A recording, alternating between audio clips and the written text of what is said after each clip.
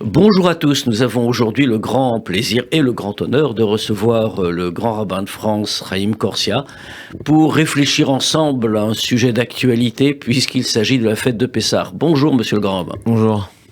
Alors, Pessah, c'est bien sûr un grand rendez-vous dans toutes les familles juives. Peut-on dire, selon vous, qu'il s'agit une des fêtes les plus célébrées de notre calendrier dans la communauté ? En tout cas, c'est celle qui rassemble probablement le plus les familles. Parce qu'il y a ce que Emmerich Deutsch appelait la liturgie de la table. C'est le moment de la transmission. Et même les familles les plus distantes avec la religion gardent ce moment du seder, peut-être même qu'un seul. Mais en tout cas, il y a un moment dans les familles où on sait qu'on se retrouve et on transmet. Chacun transmet une part de son histoire, une part de ses considérations sur le monde, de son expérience. Et c'est le principe de Pessah. Pessah, la bouche qui raconte, c'est un temps où on raconte. En fait, on écrit, on dirait aujourd'hui, le storytelling de notre histoire, le storytelling de notre vie, notre projection. Et si pendant 2000 ans, le peuple juif a pu rester avec cette invocation incroyable, l'an prochain à Jérusalem, une façon de dire ce que nous avons vécu nous amène à rêver d'autre chose. C'est ce qui a permis, en fait, cette rencontre entre l'histoire du peuple juif qui s'est retrouvé sur sa terre, sur la terre d'Israël, pour fonder l'État d'Israël. Mais parce que pendant 2000 ans, à Inouk et Cholmim, nous étions comme des rêveurs. Et rêveurs parce qu'on a su raconter, on a su préparer, on a su se retrouver. Donc je crois que le moment de Pessah est un moment tout à fait particulier. Et permettez-moi de rajouter, avec le Covid, on a pu voir à quel point il avait manqué à tant de familles. Donc je me dis, finalement, c'est lorsque, comme le dit Jules Renard, le bonheur ne fait du bruit que lorsqu'il tombe. C'est parce qu'on s'est rendu compte à quel point ces sédarim en famille nous manquaient pendant le Covid, qu'on doit les vivre avec beaucoup d'intensité et de bonheur. Pessah, donc, c'est une entreprise pédagogique ? Oui. Oui, bon, regardez, tout le séder est fondé sur la curiosité qu'on éveille chez les enfants. On les pousse à poser des questions. Pourquoi d'habitude on mange comme on veut et là on mange qu'accoudé ? Pourquoi on trempe 2 fois ? Pourquoi on mange du pain azim exclusivement ? En fait, on crée les conditions d'une interrogation sur le monde. On déshabitue les gens à vivre ce qu'ils vivent de manière usuelle. En fait, Pessah, c'est vraiment la sortie d'Égypte, mais c'est la sortie de nos habitudes, qui est aussi une forme d'enfermement. Et Pessah, on l'assimile aussi à l'idée de liberté. D'ailleurs, vous en parlez cette semaine dans ActuJ également. La liberté. Quelle définition vous en donneriez ? Le Question droit de philosophique difficile, mais... Non, c'est la liberté, c'est le droit de faire ce qu'on doit. C'est-à-dire, c'est la possibilité de faire le bien, de m'abstenir ou de faire le mal. Un peu à la façon des 3 juges de Moïse lorsqu'il est enfant chez Pharaon. Il y a Balaam qui veut clairement la mort de Moïse, il veut faire le mal. Yitro qui veut le bien de Moïse, il veut qu'il vive. Et Job qui s'abstient. S'abstenant, il laisse un et donc Pharaon propose cette ordalie où on lui met devant lui un plat avec des charbons ardents et un autre avec de l'argent pour voir qu'est-ce qui l'intéresse le plus, le pouvoir ou ce qui brille. Mais le principe, c'est la liberté de choisir. Et d'ailleurs, c'est étonnant, je suis très surpris moi quand les gens disent « moi je suis libre, je fais ce que je veux ». Mais quand vous leur dites « fais ce que tu veux », ils se lèvent pas, ils paraissent. Et donc en fait, ils dorment, ils font rien. La véritable liberté, c'est faire ce qu'on doit faire. C'est répondre à un appel, comme les prophètes ont répondu à Dieu, « Inéni, me voici ». Et je suis libre de dire à Dieu, je veux répondre à ton appel ou pas. Mais en même temps, je m'inscris dans une action. Donc la liberté, c'est la liberté d'agir. Alors, liberté d'agir, faire ce qu'on doit faire quand on est assis avec sa famille, le soir du Seder, le soir de Pessah. Déjà, c'est bien. On a préparé, on a fait le ménage, c'est une course, voilà, une vraie course. C'est vrai. On a changé la vaisselle. D'ailleurs, pendant le Covid, on a retrouvé cela. Parfois, on s'échappe, on se sauve, on va à la maison, on est tranquille. Mais moi, j'aimais retrouver ce que j'avais connu, ce qu'on connaissait tout le temps avant que ces voyages soient organisés à Pessah, dans des endroits merveilleux où on est pris en charge quand on peut. Mais moi, j'aime ce temps avant Pessah où, vous voyez, dans la synagogue où je prie tous les matins, ce matin, il y avait plus de 850 colis qu'on prépare pour aider les familles nécessiteuses. Et on dit bien à Pessah, Kol dirtin et tevichol, quiconque a faim vienne et mange. Comment on peut être heureux à Pessah si on n'a pas partagé ? Donc maintenant, il est encore temps de donner pour aider celles et ceux qui ont besoin. Il y a toutes les associations possibles pour le faire. Donc d'abord, il y a le partage, il y a la préparation, Il y a ce temps où on est assis, où maintenant on dit maintenant, Tseoulmad, sors. On assoit les personnes et on dit maintenant, Tseoulmad, sors, va voir le monde et apprends. Et tout cela fait partie de ce que l'on doit faire, donc, pour vous. Oui. Est-ce qu'on peut ressentir Pessah, célébrer Pessah, puisque finalement, ce que l'on doit faire peut être parfois inquiétant, on peut y voir des contraintes. Oui. Il y a un livre merveilleux d'un psychologue qui s'appelle Moussa Nabati, qui a écrit un livre dont le titre dit tout. Ces interdits qui nous libèrent. En fait, on sait que les enfants se construisent quand on leur met des limites. Et Dieu construit l'enfant homme que nous sommes au départ, avec Adam, en lui disant, tu vois, Adam, de tous les arbres du jardin, tu peux manger. Celui-là, tu peux pas manger. Une limite. Et évidemment, Adam est allé au-delà de la limite. Donc en fait, on construit nos enfants et on construit notre être en ayant des limites, d'où le principe dangereux aujourd'hui de ce qu'on appelle les enfants rois, qui s'opposent à la volonté des autres, qui s'opposent à toute limite que la société ou que leurs parents voudraient leur imposer. Et moi je crois qu'au contraire, Moussa Nabati a parfaitement compris ce que sont les mitzvot. Ce sont des interdits qui nous libèrent de nos pulsions, qui canalisent nos pulsions, qui nous libèrent de toutes les tentations du monde. Je peux rêver de tout ce que je veux, mais qu'est-ce que je peux faire? Et je choisis cela. Il y a un grand philosophe qui est un rabbin, et puisque vous avez parlé de cette interview de Actuj, je crois que je réponds cela à la journaliste d'Actuj, si j'ai bonne mémoire, et je lui cite, non pas un rabbin, mais Bob Dylan. C'est presque un rabbin. Quasiment. Prix Nobel de littérature, on peut. Et il dit dans une de ses chansons, tu dois servir quelqu'un. Ce peut être Dieu, ce peut être le diable, but you have to serve somebody. Tu dois t'inscrire quelque part. Et le judaïsme nous dit, sois libre de choisir Dieu. Comme le disent Maxime Despères, fais de sa volonté ta volonté, afin qu'il fasse de ta volonté sa volonté. Et je crois que c'est ça la liberté de l'homme aujourd'hui. Et à Pessah, peut-être qu'on réenchante ce lien avec nos devoirs. Pessah, c'est historiquement la fin de la servitude, de l'esclavage, le départ pour la liberté. Alors cela va aboutir au don de la Torah, à l'entrée en Israël, bien des années plus tard. Mais en tout cas, c'en est le début. 40. Oui. Ça fait bien des années, surtout dans l'Antiquité. Mais là, nous cessons d'être esclaves. Alors, c'est ce que d'ailleurs dit le texte de la Haggadah. Dieu est venu prendre une nation du sein d'une autre nation. Qu'est-ce que devient le peuple juif à ce moment-là? Se constitue-t-il en peuple, comme nous le disent les prophètes? Eh bien, oui et non. Oui, parce qu'évidemment, disons les choses clairement, c'est un ramassis d'esclaves, et disons les choses encore plus tragiquement, 1/5 seulement des Hébreux sortent d'Égypte. Ça veut dire que 4/5, je ne sais pas si on voit le ratio, 4/5 restent en Égypte, considérant que du moment qu'ils ne sont plus asservis, ça va. Ok, ils sont pas copains avec les Égyptiens, ok, les Égyptiens les aiment pas, ok, c'est peut-être dur, ok, ils vont peut-être se venger. On est là, on est habitué. Du moment qu'on ne nous asservit pas, ça va. 4/5 vont rester en Égypte. Ce 1/5 qui sort d'Égypte, c'est Rashi qui rapporte le Midrash sur le mot du verset de la paracha Béchalar, va Chamushim, que certains traduisent, ils étaient armés, d'autres 1/5, Chamish. Donc 1/5, c'est pas tout le peuple. Mais ce qui reste là, ça devient un peuple. Mais dans leur esprit, ils sont encore esclaves. Et c'est ce que Dieu va comprendre au moment des explorateurs.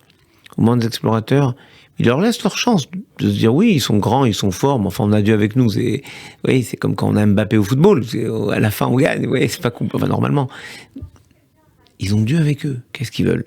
Ils se mettent à pleurer et ils disent d'ailleurs, nous ne pouvons pas l'ochalmimer nous.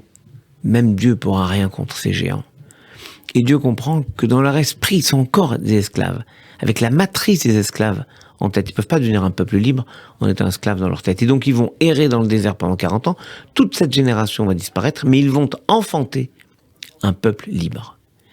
Et moi je crois que c'est quand même une histoire merveilleuse. Ce peuple d'esclaves qui n'a pas d'avenir, dont les magiciens égyptiens définissent que le sang est sur lui. Mais c'est le dam bérit, c'est le sang d'alliance qu'ils ne perçoivent pas. Et ce peuple d'esclaves va enfanter un peuple libre. Comme un peuple asservi pendant 2000 ans a enfanté un peuple libre sur sa terre, l'État d'Israël, un peuple libre ici en France, la communauté juive est libre, nous sommes libres partout dans le monde maintenant pour pouvoir vivre notre foi. Et c'est aussi ce peuple-là que nous célébrons. Et d'une certaine manière, vous avez raison de renvoyer à l'histoire, mais moi j'ai toujours vu Pessah un peu différemment. Oui, c'est l'histoire, mais on n'est pas dans la commémoration de la sortie d'Égypte. Si on faisait la commémoration de la sortie d'Égypte, on irait devant un monument, on pose une gerbe, et puis voilà, on a fini la commémoration. On est dans la remémoration, c'est-à-dire la capacité qu'on va avoir à vivre nous-mêmes, vous et moi, notre émancipation de ce qui nous enferme. Qu'est-ce qui nous enferme? C'est une séance de psychanalyse. Vous, cher Chaim Nissenbaum, qu'est-ce qui vous enferme?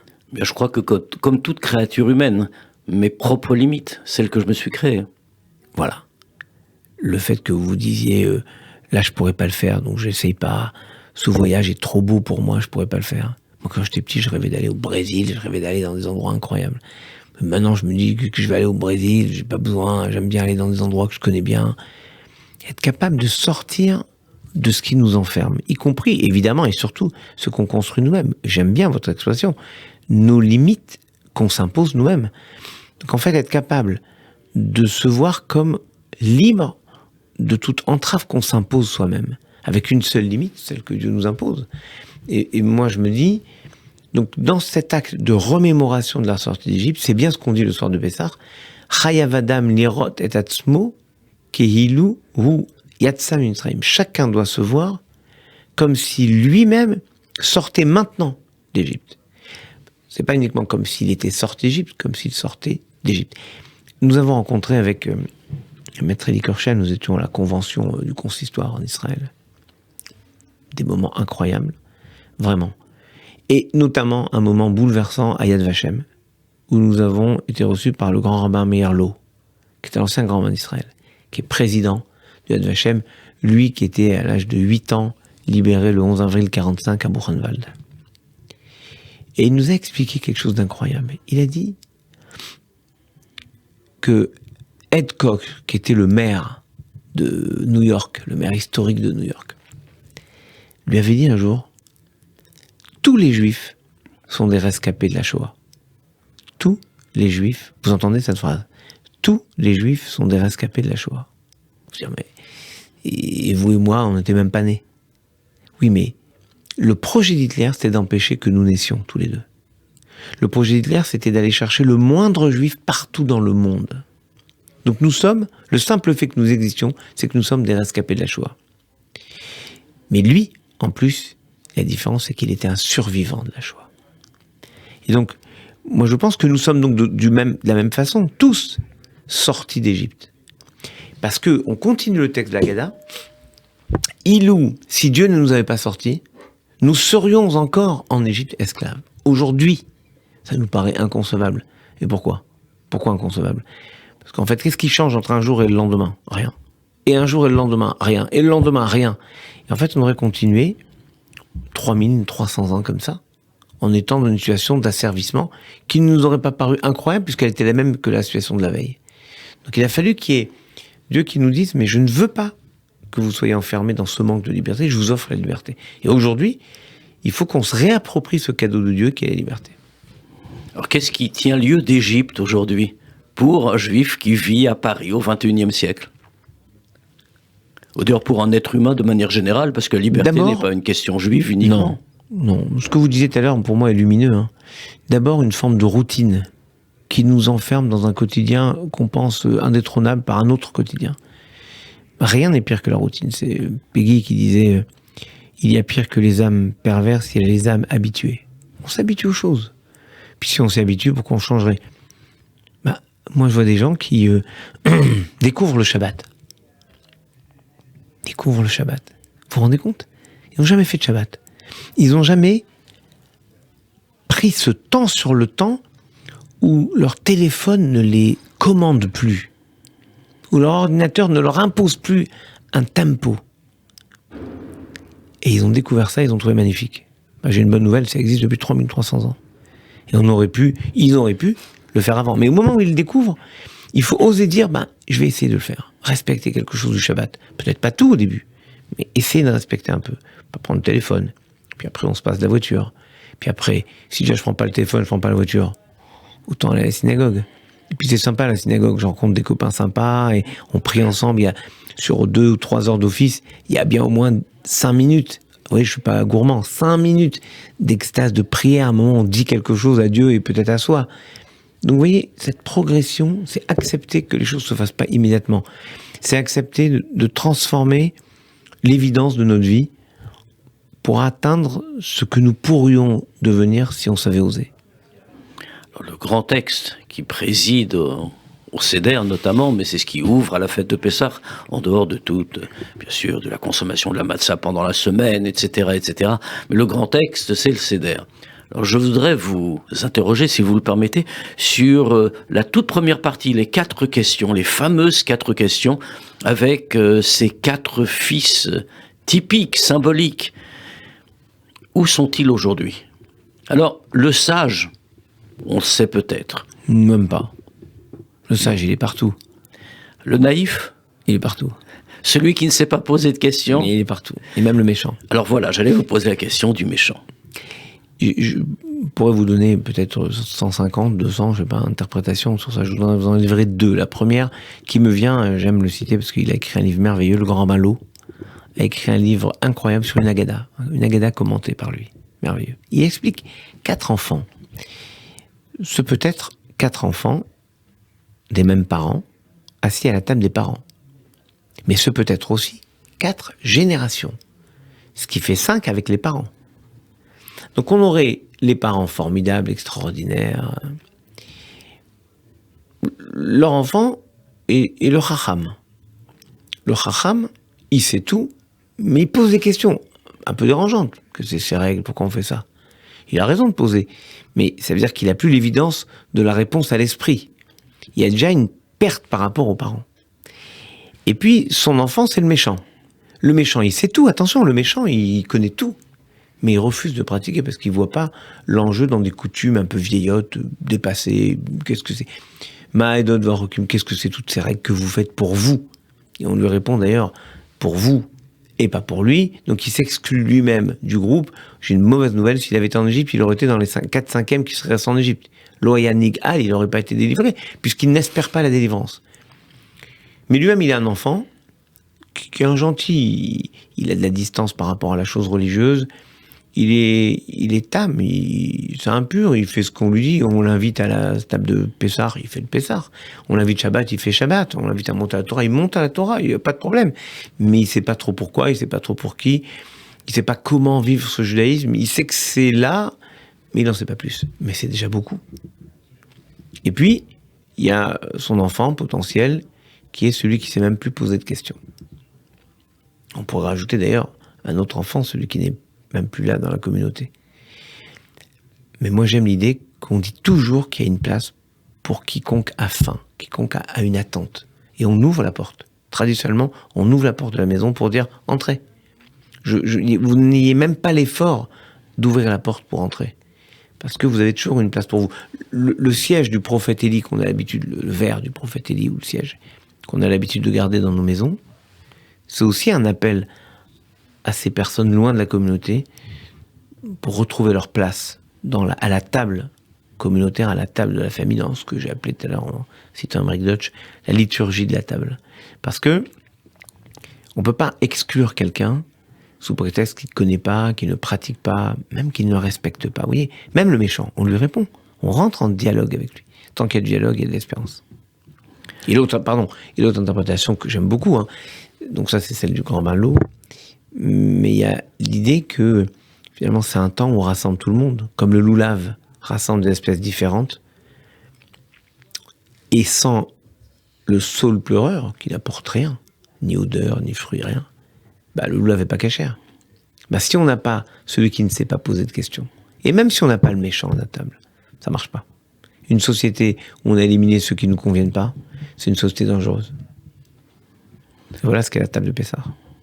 Donc toujours cette manifestation d'unité qui pour vous est un thème central de la fête. Oui, unité. Et vous avez raison en parlant au départ des questions, les 4 questions que les enfants posent, Manishtana, Laïla, Mikol et l'autre. Quelle différence y a-t-il cette nuit et les autres nuits? Finalement, quelle différence dans la vie? On on fait ci, on fait ça, on est libéré, on est esclave. Si on voit les nombres d'expulsions des Juifs de France, pouf, il y en a eu 12 ou 13, je crois, depuis Dagobert, qui n'était pas si gentil que ça. Et Dagobert, c'est tôt. Jusqu'à Philippe le Bel, Philippe Auguste, Louis IX, je vous en parle pas, enfin bref. Mais ça prouve que si on les expulsait régulièrement, soit qu'on les expulsait pas vraiment et que du moment qu'on dégageait les dettes, il n'y avait plus besoin de les expulser, soit qu'ils étaient expulsés vraiment mais qui revenaient et qui avaient un lien particulier avec la France. En tout cas, c'est cette façon de poursuivre sur une histoire, sur une voie, de ne jamais lâcher. Et le principe même de l'Haggadah est cette façon de ne jamais exclure quelqu'un de l'histoire potentielle du peuple juif. Nous allons nous interrompre quelques instants et ne nous quittez surtout pas. Nous reprendrons notre réflexion sur Pessah avec le grand rabbin de France, Chaim Corsia, tout de suite après. Bien, bonjour, monsieur le grand rabbin, Chaim Corsia, vous êtes avec nous pour parler ensemble de la fête de Pessah. Alors, il y a quelque chose que nous n'avons pas encore vu et qui pourtant est au centre de toute la fête. Il n'y a pas qu'une chose en réalité, mais au moins celle-là, c'est la matzah. Alors la matzah, tout le monde le sait, pendant la semaine de Pessah, on ne va pas manger de pain levé, d'aliments levés de manière générale, et donc on va se contenter de ce qui est kasher, les Pessah, comme on le voit dans toutes les boutiques, et notamment à table de matzah. La matzah, c'est un grand symbole. Oui. Et c'est étonnant parce que les gens interprètent la matzah comme étant la conséquence de la fuite rapide des Hébreux. Le pain n'a pas eu le temps de monter. Et certains versets disent cela. Mais quand vous regardez la suite des versets, c'est pas du tout ça. Avant même que les Hébreux sortent d'Égypte, Dieu l'avait dit, vous sortirez et vous prendrez l'echem oni, un pain de pauvreté. Je veux pas que vous sortiez avec le sentiment d'avoir gagné le jackpot. Oui, vous allez prendre l'or et l'argent des Égyptiens qui vous doivent. Enfin, honnêtement, quand vous avez plein d'or et plein d'argent et plein de pierres précieuses dans le désert, où vous allez les dépenser? Vous êtes riche avec plein d'or et plein d'argent. Vous faites quoi? Il n'y a pas de magasin. Dans le désert, c'est connu, il y a peu de magasins. Donc vous en faites quoi? Ça sert à rien. Et donc vous êtes pauvre des biens de ce monde, mais vous avez le plus grand des biens, qui est la liberté. Et peut-être qu'on prend conscience de notre richesse, de notre bonheur, tout au long de l'année, uniquement parce que 8 jours pendant l'année, on mange un pain différent. On mange une baguette, mais comme si on mangeait l'évidence. On discute même pas. Mais vous savez le bonheur ce que c'est de manger ce pain? Est-ce que vous croyez que sur Terre, tout le monde a ce pain? Personne. Beaucoup de gens ne l'ont pas. Mais on prend conscience du fait qu'on l'a uniquement parce qu'une semaine, on s'en prive. Et ce pain nous ramène à la situation de pauvres que nous sommes, pauvres parce que nous dépendons de Dieu. Et en fait, le pain, c'est le symbole du pain qui nous tombait du ciel. La manne, qui est une façon de dire, pauvre ou riche, c'est moi qui vous nourris. Mais je vous laisse penser que c'est par votre travail, à la sueur de votre front, comme il le dit à Adam, au début de la Genèse, que vous gagnez votre pain. Mais en réalité, c'est moi qui vous nourris. Et donc vous allez savoir ce que c'est le pain de misère, un pain pauvre, pas un pain qui vous rend heureux, joyeux. Et comme ça, quand vous retrouverez votre pain habituel, vous verrez à quel point vous serez heureux. Un peu comme à Sukkot.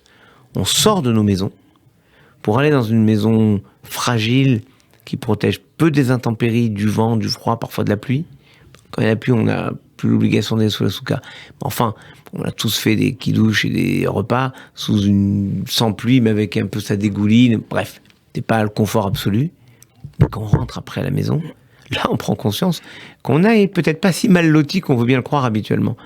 Donc, la matzah, c'est prendre conscience du fait que c'est Dieu qui nous donne tout et qu'en fait, nous dépendons de lui. C'est que pendant 40 ans, le peuple a dû s'habituer à recevoir ce pain tous les jours, sauf le Shabbat, de la main de Dieu, pour avoir confiance en lui. Nous, depuis 3300 ans, on mange ce pain de misère pour nous rappeler en permanence, tout au long de l'année, qu'on dépend de Dieu. Est-ce le sens qu'il faut voir à ce que nous dit le Zohar à propos de la matzah? Quel est le mirla demimnuta? Quel est l'aliment de la foi? Exactement. C'est très joli. Parce que vous savez que quand vous la mangez, c'est autre chose que vous consommez. Bossuet, l'aigle de Meaux, disait « Vivre, c'est consommer du temps. On oublie ce que ça veut dire, mais nous le vivons dans le judaïsme. Nous le vivons parce que quand nous mangeons un aliment, nous lui donnons du sens, du ta'am, et pas que le goût gustatif, du sens spirituel. On mange la matzah, matzazo, cher lo avotenu. Voici la matzah que nos ancêtres ont consommée. On mange des herbes amères, voici le maror, l'amertume qu'ils ont subie. On montre le zoroa, l'épaule d'agneau, ou d'autres choses pour certaines traditions. On le montre et on dit ceci en souvenir du sacrifice pascal. Donc jamais nous consommons quelque chose sans lui donner du sens. Et donc, oui, c'est le pain de la foi au sens que c'est le pain qui me rattache à ma confiance en Dieu. Oui. Mais il y a d'autres choses. Et par exemple, et si on trouve du bonheur dans la matzah? C'est la question que je me suis toujours posée. Quand j'étais petit, j'étais jeune, remarque maintenant c'est la même chose. Je me suis toujours demandé, à Kippour, on n'a pas le droit de mettre des chaussures en cuir parce que c'est pas confortable, on devait mettre des baskets. Mais moi, je rêvais de mettre que des baskets toute l'année. À l'époque, ça se faisait pas. Maintenant, c'est la mode, tout le monde a des baskets tout le temps. Mais à l'époque, ça se faisait pas d'avoir des baskets en dehors des cours de sport. Mais moi, je rêvais de ça. Donc en fait, moi, je me disais, mais c'est incroyable. On veut me faire un inouï, c'est-à-dire une forme de souffrance. Mais moi, c'est mon bonheur, c'est de mettre des baskets. Vous voyez ? Donc, est-ce que ça marche ? Et le pain, celui qui vous dit, moi, j'adore la matzah. Il y a des gens, d'ailleurs, qui mangent la matzah toute l'année. Comment ils font ? Ils doivent interrompre la matzah, la consommation de matzah, un mois avant. Ou pour certains, au moins depuis Rosh Chodesh, un mois avant. Pour ne pas confondre la matzah de confort avec la matzah de la mitzvah, qui est celle de la foi dont vous parlez. Celle qui nous rattache à une histoire, qui nous rattache à un effort spirituel, qui nous rattache à un travail sur nous-mêmes. Pendant la période, on nous dit aussi que la matzah, par son aspect matériel, très plat, très fin, etc., cela représente, j'aime pas beaucoup la traduction, en hébreu c'est bitoul, mais en français cela se dit humilité. Oui, mais c'est très joli. C'est très joli parce que le levain, en comparaison, le levain est comparé à l'orgueil. De la même façon que l'orgueil fait dresser l'homme, un homme orgueilleux est un homme qui marche, la tête haute.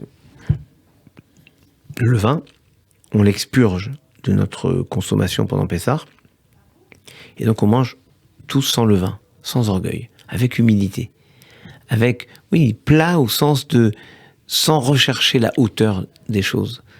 Peut-être parce qu'il faut revenir au psaume qui dit « Des profondeurs, je t'invoque Seigneur ». Le peuple juif était dans les profondeurs. On était à la 49e porte d'impureté, au sens que un peu plus, et il n'y avait plus à rattraper quoi que ce soit ou qui que ce soit. Et Dieu a hâté la délivrance, parce que sinon il n'y avait plus rien à racheter. Donc, je crois qu'on doit se rappeler aussi cela. Et moi, ça m'a toujours ému, que notre livre dont vous parlez, la Haggadah, débute par quoi ? Pas par des moments glorieux. Avadim aïnou les pharaons b'Mitzraïm. Nous étions esclaves en Égypte. Et pire, Arami Ovedavi. Mes grands-parents, mes ancêtres, étaient des... Voilà, c'est la vanne à Arami. Nous étions des idolâtres. Hein.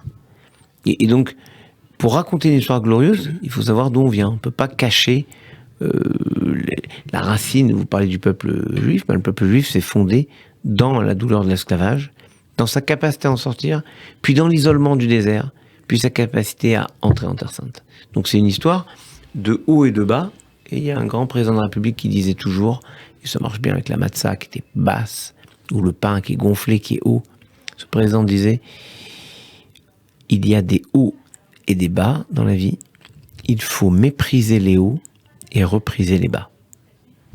Très belle formule. Alors, Pessah, c'est bien sûr le Seder, ce sont bien sûr les premiers jours, mais ensuite il y a tout un parcours. Ensuite, en réalité, le peuple juif, le premier soir du Seder, dans le déroulé des événements, nous quittons donc l'Égypte. Et puis ensuite, nous commençons à marcher. Et à la fin de la semaine, nous arrivons devant la mer.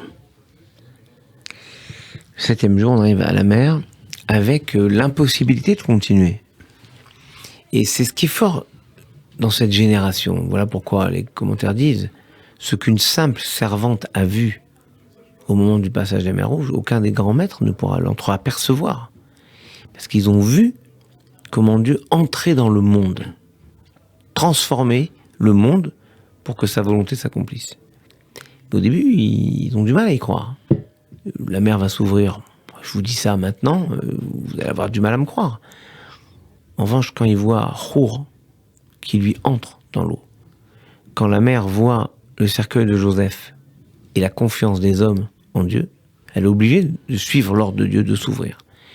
Et donc, en fait, les hommes et les Hébreux, à ce moment-là, perçoivent ce que nous devrions être capables de percevoir et de porter en nous aujourd'hui. C'est ça, l'histoire de la mer Rouge. C'est pas nous rappeler que ça s'est passé il y a 3300 ans. C'est savoir que ça peut encore se passer aujourd'hui. On devrait être capable de comprendre que Dieu peut faire ouvrir toutes les mers qui s'ouvrent, qui s'imposent devant nous, et capable de faire tomber tous les murs qui se dressent devant nous. Bon. Si on ne croit pas ça, on n'est pas dans le pain de foi. On n'est pas dans l'histoire de la foi. Mais c'est intéressant de dire que l'histoire n'est jamais simple. Vous sortez d'Égypte, c'est bon, vous avez fait le boulot. Pas du tout. Il vous reste encore à continuer. C'est le chant, le soir de Pessah, on dit « Alachat kama vekama ». Dieu nous a sortis d'Égypte, c'est bien. S'il n'avait fait que ça, daillez-nous. Il ou oten Mitzrayim velo asabam shefatim, ça nous aurait suffi. Et ainsi de suite. Dieu nous donne des cadeaux chaque fois, mais ça nous aurait suffi. Mais il a rajouté. Jusqu'à quoi? L'entrée en Terre Sainte et la construction du temple. Donc on voit qu'il y a un cheminement et on ne peut pas s'arrêter au milieu. Donc oui, on sort d'Égypte, pourquoi faire? Pour recevoir la Torah. Donc d'abord, il faut passer la mer Rouge. Donc il faut oser avoir confiance en Dieu. Puis, il faut recevoir la Torah, puis entrer en Terre Sainte.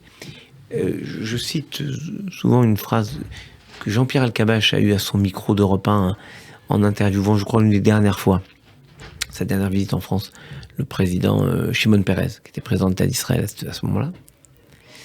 Et il lui dit, Monsieur le Président, que conseillez-vous à la jeunesse? Et Shimon Peres lui répond, moi, je conseillerais à la jeunesse d'être prudente, oser. En fait, la prudence, dans le judaïsme, c'est oser. Oser faire confiance à Dieu, oser avoir confiance en soi, oser avoir confiance dans le peuple, oser faire confiance à Dieu qui nous dit « Je vous ferai traverser la mer Rouge à pied sec ». Ce passage de la mer Rouge, c'est vraiment... c'est une traversée, on passe d'un monde à un autre. À quoi cela correspond dans notre vie quotidienne aujourd'hui? Il y a quelque chose de très intéressant qu'on peut voir d'ailleurs dans le verset... il y a une petite contradiction entre le verset 22 et le verset 29 du chapitre 15 de l'Exode, où dans le verset 22, il y a marqué « Ils sont passés Betor Hayam Bayabasha » dans la mer à pied sec. Et le verset 29, ils disent « Bayabasha Betor Hayam » à pied sec dans l'eau. Bah alors, c'est dans l'eau à pied sec ou à pied sec dans l'eau? Faut savoir. Et la Torah ne dit pas les choses comme ça par hasard. Pourquoi il y a une distorsion entre le verset 22 et le verset 29? Quand vous réfléchissez bien, le premier qui entre dans l'eau, Narshon, fils d'Aminadav, lui, il rentre bien dans l'eau. Et c'est parce qu'il a confiance en Dieu et qu'il rentre dans l'eau, Betor Hayam, que la mer est obligée de déférer à l'ordre de Dieu et de devenir sèche, Bayabasha. Donc lui, c'est bien Betor Hayam, Bayabasha. Mais les autres qui le suivent, comment ils rentrent? Bayabasha, elle est déjà à pied sec, la mer. Elle ne redevient pas eau pour les autres. Donc elle est déjà ouverte, c'est à pied sec, et le peuple suit Bayabasha, Betor Hayam. Donc les deux versets sont cohérents malgré leur distorsion. Pour nous aujourd'hui, c'est simple. Face à des problématiques lourdes, difficiles, il y a des personnes qui sont capables d'entrer de front dans le problème, dans la mer. Et ils ouvrent cette mer pour les autres. Et les autres ne font qu'on les suivre dans des chemins qu'ils ont déjà défrichés. Moi, j'ai le sentiment que la Torah ne juge pas. Elle ne dit pas c'est honteux, tu suis ce que les autres ont fait. C'est déjà bien que tu entres dans la mer Rouge. C'est ce que je me suis toujours dit, par exemple, quand les rabbins font des discours enflammés pour morigéner les fidèles qui sont dans la synagogue. C'est honteux, les fidèles qui viennent pas à l'office. Mais ils engueulent qui, là? Ceux qui sont là. Donc c'est pas la personne visée qui va bien. Dieu nous dit pas, c'est honteux, vous n'entrez pas les premiers. Parce qu'il y en a qui sont même pas sortis d'Égypte. Donc en fait, Dieu nous dit, j'accepte que vous ayez votre niveau de foi et d'engagement. Mais quel que soit ce niveau, j'ai besoin de vous. Votre place est là. Même si le chemin est déjà tracé par d'autres, suivre le chemin, c'est déjà entrer dans cette espérance. Et je crois que ce moment de la mer Rouge, il est très important, peut-être plus que tout, aujourd'hui. Parce qu'aujourd'hui, dans notre vie, Grâce à Dieu, ça va. Il y a des gens pour qui ça va pas. Il y a des gens pour qui c'est difficile. La vie est difficile. L'emploi est difficile. La famille est difficile. Et ces gens, ils se disent, mais comment je pourrais faire? Je suis abandonné. Est-ce que tu as plus de problèmes que les Hébreux, qui avaient les Égyptiens qui arrivaient derrière et la mer infranchissable devant eux? Non, c'est pas pire. Ben, Dieu, il a ouvert ça. Donc, c'est une question de confiance. Et même si c'est pas une question de confiance, c'est une question de bon sens. D'arrêter d'espérer, ça n'améliore pas les choses. Donc, autant continuer à espérer, parce que le simple fait d'espérer transforme notre vision du monde et notre vision de nos soucis. Et la mer Rouge, pour moi, c'est essentiel. Ce passage, ce moment. Et effectivement, ça va nous porter sur l'autre berge, en réalité. Oui. L'autre berge. Et si c'était un autre moi? C'est-à-dire, il y a le moi, ce que nous sommes dans nos soucis, et on peut atteindre un autre nous-mêmes sans les soucis. Quand on parlait des enfants tout à l'heure, c'est plus simple de dire le gentil, le méchant, le simple, et celui qui ne s'est pas posé de questions. Mais moi, je vous dis, je suis les 4 à la fois. Je pense que vous aussi. Il y a des questions où j'espère être un tout petit peu sage, il y a des questions où je suis clairement méchant, il y a des questions où je me pose pas la question, je suis un simplet, quoi. Tam. Il y a des questions où je ne sais même pas poser la question. Donc vous voyez bien que on n'est pas unique, on n'est pas monolithique. Mais aller sur l'autre berge, est-ce que c'est pas au fond la vocation d'Abraham, qui est ivri? Il va de l'autre côté. Il traverse le Yabok, il traverse ce qui l'empêche de devenir lui-même. Et peut-être que Pessah, c'est cette fête où on se dit, mais qu'est-ce qu'on rate de nous? Qu'est-ce qu'on a oublié des rêves que nous avions, de tout ce que nous étions, de tout ce que nous aurions pu devenir? Eh bien, passer de l'autre côté de la mer Rouge, de notre personnalité, ça peut être parfois une révélation, une découverte. Puis cette idée de progrès, on la retrouve aussi depuis le second soir de Pessah, où on commence à compter le Homer. Oui, bravo, c'est très juste. C'est une sorte de montée régulière qui nous amène step by step, oui, pas à pas, crescendo, vers Lag BaOmer, mais vers l'arrivée au don de la Torah. Autrement dit, dès le départ, on te dit, tu es libre, mais pourquoi tu es libre? Attends, tu es libre, mais pourquoi faire? Pour rêver de la Torah. C'est-à-dire, et un objectif. Tu n'es pas juste libre pour être, faire ce que tu veux. Réfléchis pourquoi tu es libre. Construis cette liberté pour qu'elle ait un sens. Le sens, c'est atteindre ces marches. J'aime bien l'idée 49 marches. C'est-à-dire un progrès, une élévation vers le mont Sinaï. Et ne l'oublions pas, comme vous le disiez tout à l'heure, lorsque nous commençons à compter le Homer, nous sommes ce ramassis d'esclaves que vous décriviez, nous sommes au plus bas des degrés. Et nous devons arriver au 49e pour être dignes d'avoir la révélation divine. Et en même temps, Dieu nous aime. Il nous aime de la même façon quand on est tout en bas et quand on est au mont Sinaï. Il nous aime tellement qu'il nous permet de recevoir son trésor, qui est la Torah. Et il nous dit, alors que les anges ne veulent pas donner la Torah aux Hébreux, mais lui il dit, c'est mon peuple. Ils ont été capables de me suivre dans des conditions hors normes. Donc moi, je les aime quoi qu'il y ait, un peu comme les parents nous aiment quoi qu'on fasse. Le principe d'ailleurs, il est étonnant, je vous parlais d'une distorsion, il y a une distorsion aussi amusante au moment du don de la Torah. C'est le verset 20 du chapitre 19, qui est en contradiction avec le verset 19 du chapitre 20 de l'Exode. J'ai un moyen ou technique pour me rappeler. 19-20, 20-19, c'est pas dur. Chapitre 19, verset 20, il y a marqué « Ki dibarti machem alar Sinaï ». Je vous ai parlé depuis le mont Sinaï. Et verset 19 du chapitre 20, il y a marqué « Ki mina shamaim dibarti machem ». Bah alors Dieu nous a parlé des cieux, je vous ai parlé. Dieu nous a parlé du mont Sinaï ou des cieux? Faut savoir. C'est précis la Torah, ça peut pas dire les choses comme ça vient. Pourquoi une fois c'est dit sur le mont Sinaï et une fois sur des cieux? Rashi, dans le chapitre 20 au verset 19, dit que Dieu a comme étiré les cieux pour les faire affleurer en haut du mont Sinaï. Hadith Fahim, 1 mètre. 1 mètre, c'est la taille d'un homme à genoux, en train de prier. Moïse, il est là en train de prier. Et il fait le lien entre le ciel et la terre. C'est-à-dire que chaque fois qu'on prie, chaque fois qu'on respecte une mitzvah, un acte, un commandement de Dieu, on fait advenir les cieux sur terre. Et alors que Air France, comme ça vous pourrez leur prendre des frais, Air France avait une publicité qui disait « Notre rêve, c'est de faire des cieux le plus bel endroit de la terre. Nous les Juifs, on dit on va faire de la terre le plus bel endroit des cieux. » Au point que même les anges sont jaloux de ce que nous sommes capables de faire avec la Torah.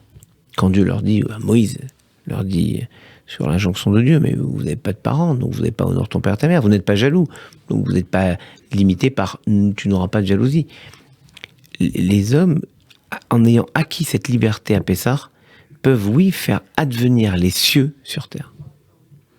Et c'est tout le but, finalement, de toute la période dans laquelle nous allons entrer maintenant ? Oui, avec ce dont vous parlez très justement tout à l'heure, cette élévation. C'est-à-dire qu'on a gagné quelque chose, la liberté, mais attends, c'est pas fini l'histoire. Parce qu'on pourrait dire, ça y est, on a réussi. Non, c'est pas fini. Amin Malouf, dans un livre qui s'appelle Le 1er siècle après Béatrice, dit la chose suivante. C'est en 1992 qu'il écrit ce livre. Ne se félicite de ce qu'ils ont réussi que ceux qui se savent incapables de réussir autre chose. Et les Hébreux ne se félicitent pas d'être sortis d'Égypte parce qu'ils savent qu'ils doivent encore recevoir la Torah et ensuite entrer en Terre Sainte. Et donc Dieu nous dit, dès que vous avez la liberté, tout de suite entamez le décompte vers Shavuot, vers le don de la Torah.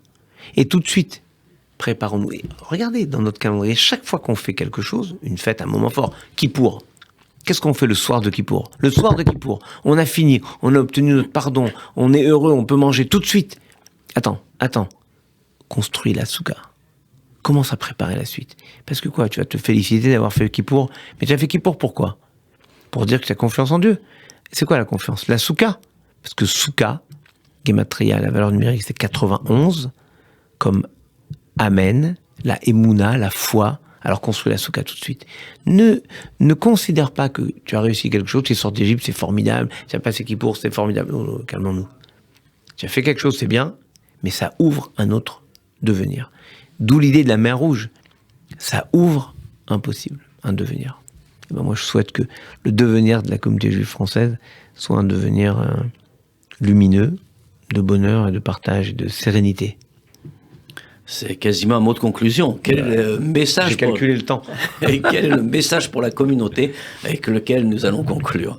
Qu'on soit capable justement de toujours espérer, c'est-à-dire de toujours avoir la force de nous tourner vers Dieu. On le voit avec Moïse. Chaque fois que Moïse tournait ses mains vers le ciel, le peuple gagnait. C'est-à-dire qu'il était porté par l'espérance. Le peuple gagnait. Et quand Moïse lui-même était fatigué, épuisé, harassé, il n'arrivait plus à lever ses mains vers le ciel, le peuple perdait. Ce n'était pas les mains de Moïse qui étaient magiques, c'est qu'il n'y avait plus d'espérance. Donc moi je souhaite à toute la communauté juive de France et à l'ensemble de la communauté juive dans le monde, à l'État d'Israël, à toutes celles, à tous ceux qui partagent cette espérance, de pouvoir trouver la force de vivre le bonheur, parce qu'il y a une force à développer pour vivre la véritable simcha, la joie de la fête. C'est ce que je souhaite à chacun, à chacune. Merci Monsieur le Grand Rabbin et merci d'être venu partager ces quelques idées sur la fête de Pessah avec nous et souhaitons à tous le vœu traditionnel Pessah Kasher Vesameach. Vesameach, vous voyez, dans la joie. Bravo.